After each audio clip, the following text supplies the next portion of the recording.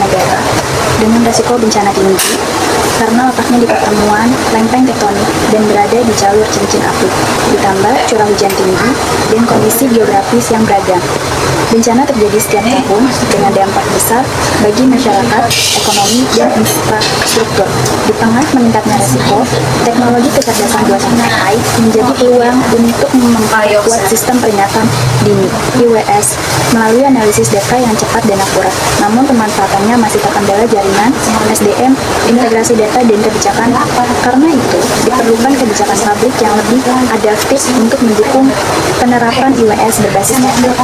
Dalam upaya mitigasi bencana di Indonesia, rumusan masalah Ada konsep kebijakan publik. Yang pertama ada proses perumusan kebijakan, yaitu kebijakan publik adalah tindakan pemerintah untuk menyelesaikan masalah di masyarakat. Proses perumusannya dilakukan secara bertahap, mulai dari mengidentifikasi masalah, menyusun agenda, merancang alternatif solusi, menetapkan keputusan, hingga mengevaluasi pelaksanaannya. Dalam kebencanaan, kebijakan harus berbasis bukti, sehingga penggunaan data dan teknologi sangat diperlukan. Kebijakan juga perlu melibatkan pemerintah pusat dan daerah, akademisi, serta masyarakat agar hasilnya lebih efektif dan risiko kegagalan dapat dikurangi. Lalu ada implementasi dan evaluasi kebijakan. Implementasi kebijakan menentukan seberapa besar kebijakan tersebut memberi dampak nyata bagi masyarakat dalam penanggulangan bencana. Diperlukan koordinasi yang kuat antara lembaga seperti BNPB dan BPBD dan anggaran, serta integrasi sumber daya manusia, teknologi, dan anggaran. Setelah diterapkan kebijakan, perlu dievaluasi secara berkala untuk mengukur efektivitasnya. Evaluasi yang rutin dan berbasis data membantu menemukan kelemahan sejak dini, sehingga sistem manajemen bencana dapat diperbaiki sebelum terjadi bencana berikutnya. Perkembangan AI dan Big Data mengubah cara pemerintah mengambil keputusan, terutama dalam keadaan bencana. Data dari sensor, satelit, dan laporan masyarakat dapat dianalisis dengan cepat untuk memetakan resiko dan menentukan langkah yang tepat. Pemanfaatan Big Data membuat pemerintah dapat membuat kebijakan yang bersifat prediktif, bukan hanya menangani bencana setelah terjadi, sehingga strategi penanganan menjadi lebih efektif dan adaptif. Prediksi bencana menjadi bagian penting dalam mitigasi. Teknologi seperti machine learning dapat mengolah data historis dan real-time untuk memperkirakan risiko bencana dengan akurasi tinggi. Teknologi ini sangat cocok diterapkan di Indonesia, karena sering mengalami bencana seperti hidrometeorologi. Dengan sistem prediksi berbasis AI, pemerintah dapat merespon lebih cepat sehingga upaya penyelamatan jiwa dapat dilakukan lebih efektif. Nah, lalu kita masuk ke menguji masalah ketika data dalam pemanfaatan EWS. Yang pertama ada privasi informasi masyarakat seperti lokasi, data HP, dan pelacakan saat evakuasi. Sistem peringatan dini atau EWS modern terutama yang menggunakan data spasial, lokasi, atau bahkan data telepon seluler, misalnya seperti GPS, data seluler, dan lain sebagainya, memiliki potensi untuk mengumpulkan informasi sensitif tentang masyarakat. Lalu yang kedua ada akses ke peringatan. Apakah semua warga dapat notifikasi yang sama? Nah, prinsip ideal dari sistem peringatan dini EWS adalah peringatan untuk semua, namun praktiknya ketidaksalaan dapat terjadi. Lalu yang ketiga ada transparansi dan kepemilikan data. Tanpa transparansi, warga mungkin nggak tahu nih kalau data mereka tuh dikumpulin. Gimana sih data tersebut digunakan atau siapa yang memiliki akses ke data tersebut. Lalu yang keempat ada kewajiban pemerintah menjaga keamanan cyber data bencana.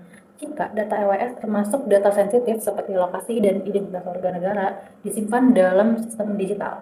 Hal ini menjadi sasaran yang sangat menarik bagi penjahat cyber tentunya. Kebocoran data tidak hanya merugikan individu, tetapi juga dapat merusak kepercayaan publik terhadap lembaga pemerintah.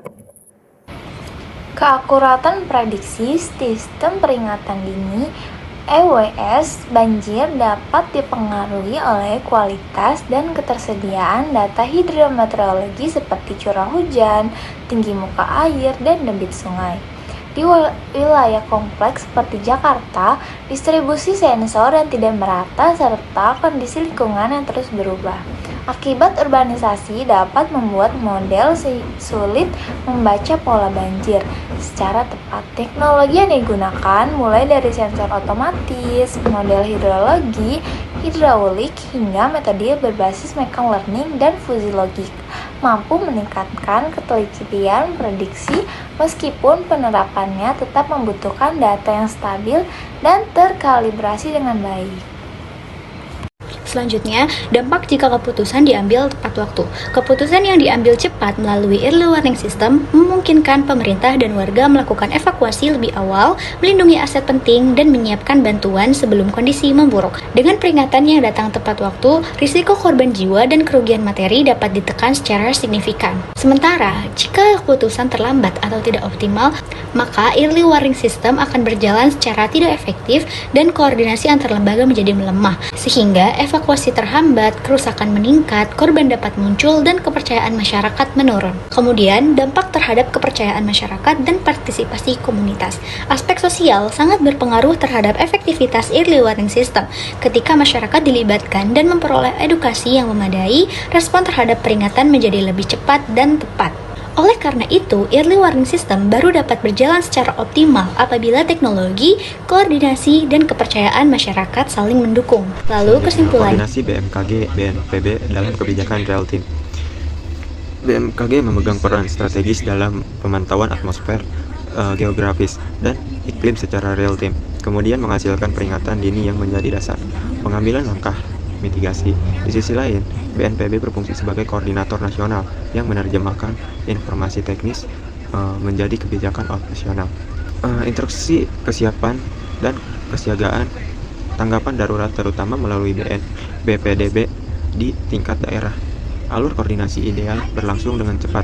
BMKG mendeteksi ancaman, mengeluarkan peringatan, dan segera mengirimkannya ke BNPB. Kemudian BNPB mengolah pesan tersebut menjadi rekomendasi tindakan, memobilisasi jaringan, menanggulangan bencana, dan memastikan penyebaran informasi ke masyarakat melalui kanal resmi. Pada akhir November 2025, Aceh, Sumatera Utara, dan Sumatera Barat dilanda banjir besar dan longsor akibat hujan ekstrim dipicu siklon tropis Senyap. Hingga 28 November, BNPB mencatat lebih dari 170 korban tewas dan ribuan keluarga mengungsi.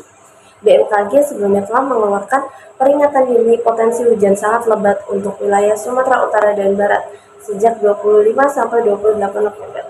Sistem peringatan dini ini berjalan melalui informasi cuaca BMKG yang disebarkan media nasional dan diteruskan BPBD kepada masyarakat melalui media sosial, pengeras suara, dan himbauan lapangan. Namun, kendala seperti sinyal terbatas, minimnya sirine atau SMS berbasis lokasi, serta kondisi geografis yang membuat sebagian warga tidak menerima peringatan tepat waktu.